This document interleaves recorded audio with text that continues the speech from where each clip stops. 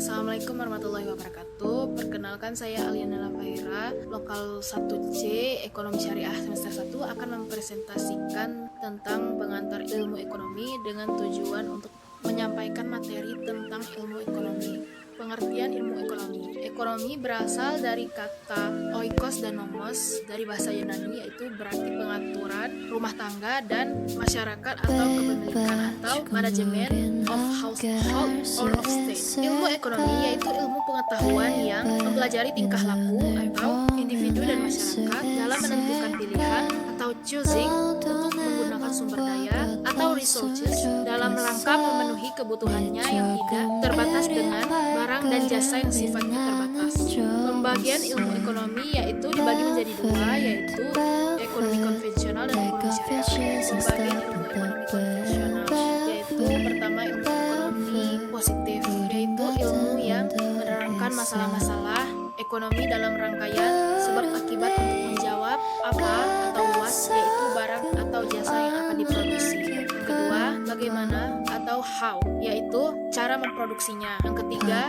untuk siapa atau for whom barang dan jasa diproduksi. Dan yang terakhir adalah kapan atau when barang dan jasa akan diproduksi. Yang kedua, ilmu ekonomi normatif, yaitu ilmu ekonomi yang berhubungan dengan nilai etik atau menilai baik dan buruk, benar atau salah. Ilmu ekonomi tentang memilih yang baik atau yang seharusnya.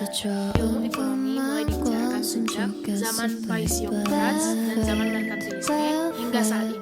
Munculnya ilmu ekonomi diawali oleh Weisnig pada tahun 1758 dan zaman merkantilisme pada abad 17 dan 18. Ekonomi sudah dikenal sejak Aristoteles berkuasa di Yunani, tetapi secara teoritis mulai dipelajari sejak terbitnya buku Adam Smith pada tahun 1776 yang berjudul An Inquiry into the Nature and Causes the Wealth of Nations.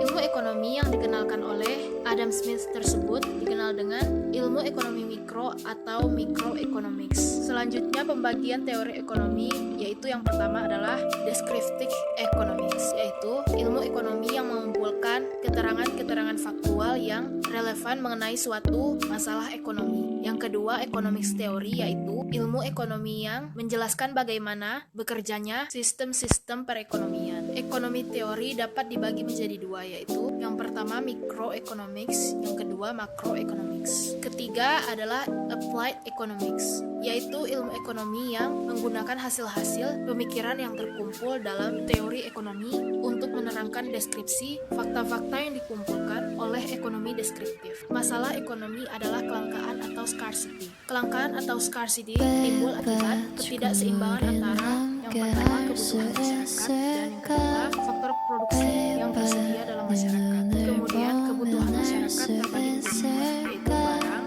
atau goods. Barang atau goods terbagi menjadi dua, yaitu barang ekonomi yang terdiri dari barang konsumsi, barang modal, barang akhir atau final goods, barang setengah jadi. Setelah barang ekonomi, selanjutnya yaitu barang bebas. Yang kedua, jasa atau service. Contohnya beberapa firma-firma dalam beberapa industri, yaitu salah satu unsur peningkatan kualitas ekonomi. Ilmu ekonomi terbagi atas dua, yaitu ilmu ekonomi mikro atau individual, yaitu ilmu yang menganalisis apa, bagaimana, untuk siapa, kapan, dan di mana barang dan jasa diproduksi. Ilmu ekonomi makro atau agregat, yaitu ilmu ekonomi yang membahas bekerjanya mekanisme perekonomian secara agregat yang terdiri dari masalah jangka pendek dan masalah jangka panjang. Masalah jangka pendek terdiri dari tiga, yaitu pertama inflasi, kedua kesempatan kerja dan pengangguran, dan yang ketiga neraca pembayaran dan kurs. Selanjutnya masalah jangka panjang terbagi menjadi tiga. Yang pertama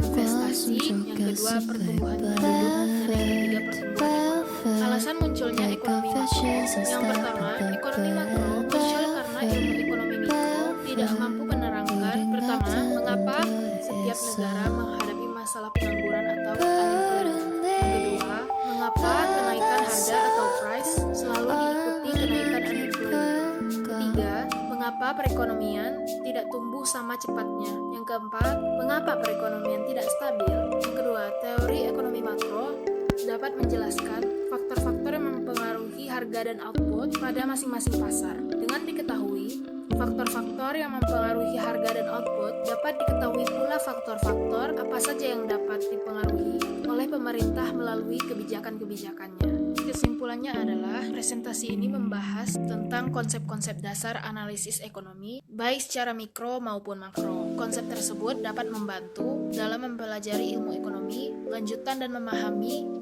kejadian ekonomi di sekitar kita. Presentasi ini adalah suatu pengantar untuk memahami suatu sistem perekonomian. Melalui presentasi ini diharapkan mampu menjelaskan teori-teori dan konsep dasar mengenai ekonomi mikro maupun makro. Demikian presentasi dari saya. Sebelumnya mohon maaf bila mungkin terdapat kesalahan dalam presentasi ini. Terima kasih dan wassalamualaikum warahmatullahi wabarakatuh.